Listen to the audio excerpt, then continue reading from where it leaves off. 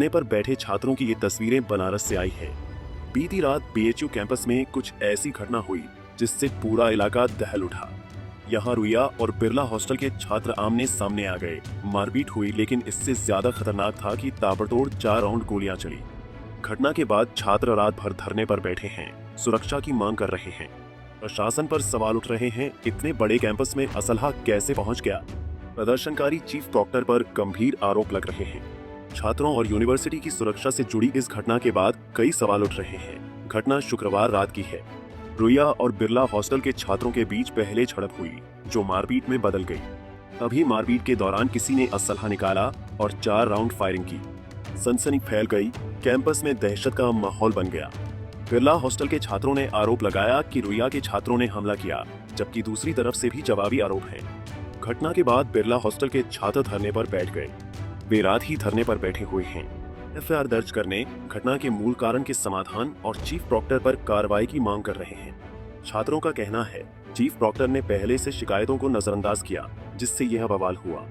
सवाल यूनिवर्सिटी प्रशासन से भी है कि कैंपस में असलहा लेकर कोई कैसे घुस गया। बीएचयू की सुरक्षा में कौन सेंध लगा रहा है।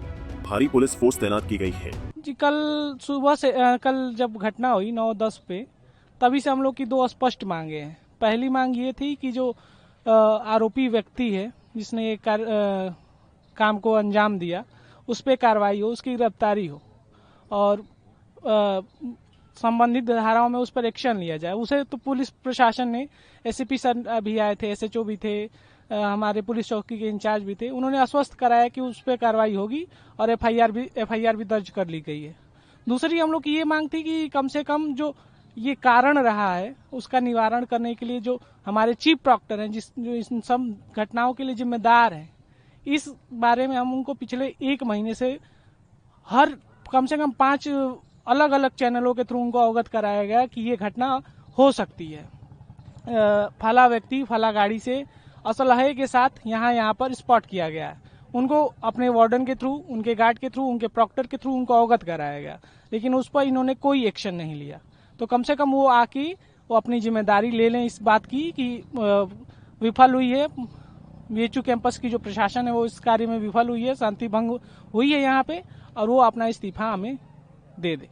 बस यही हमारी दूसरी मांग है जी। और जब तक ये मांग हमारी पूरी नहीं हो जाती, हम लोग बैठे ही रहेंगे। प्रतिष्ठित बीएचयू जैसे संस्थान में जहां हजारों छात्र रहते हैं, वहां सुरक्षा कैसे भंग हुई। असलहा कहां से आया। क्या यह पुरानी रंजिश का नतीजा है या कुछ और। चीफ प्रॉक्टर पर आरोपों की जांच, क्योंकि वे कहते हैं कि प्रॉक्टर ने पुरानी शिकायतों को दबाया।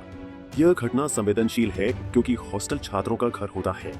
देश भर के यूनिवर्सिटी कैंपस में ऐसी घटनाएं बढ़ रही हैं, जो छात्रों की सुरक्षा पर सवाल उठाती हैं। प्रशासन को तत्काल कदम उठाने होंगे ताकि पढ़ाई का माहौल बने, न कि डर का।